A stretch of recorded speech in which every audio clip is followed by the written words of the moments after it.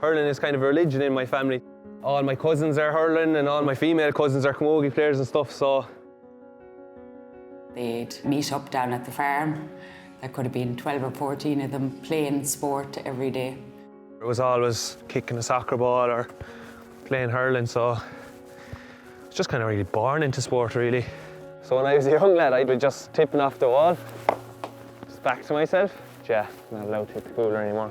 So I used to go back far and actually aim for it, but then when my father came out and saw it and told me what it was for, I got killed.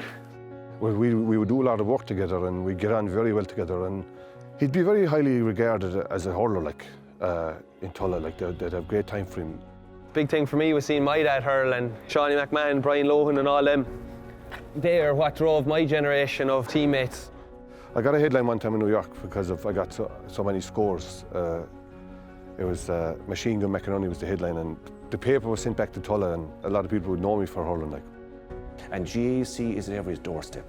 Everybody knows somebody that's involved some way.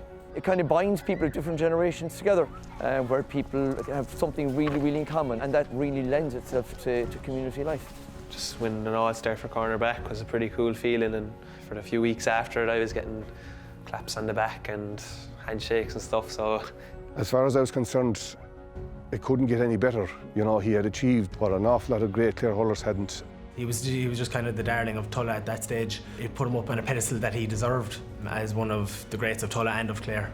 Well, look, the kids that follow hurling were absolutely amazed when David joined the staff here in the school, and they were really, really delighted. That's our teacher there, David McInerney. He's the best Clare hurler I know. I'd like to think there's a bit of style to my hurling, but my father now was known as a bit of a hatchet man, so. His father seemingly was very tough. The best way to describe Jim would be that he would be very competitive. Maybe behind my back, but I was never called to me anyway. When I was younger, I could have had a small bit of pressure on me to be tough like him. And I was a very small kid, so as I got older, the growth spurt came and leaving certain.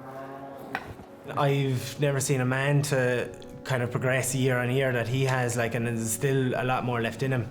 He's really transformed into a different animal, and in my opinion, he's one of the best hurlers in Ireland at the moment.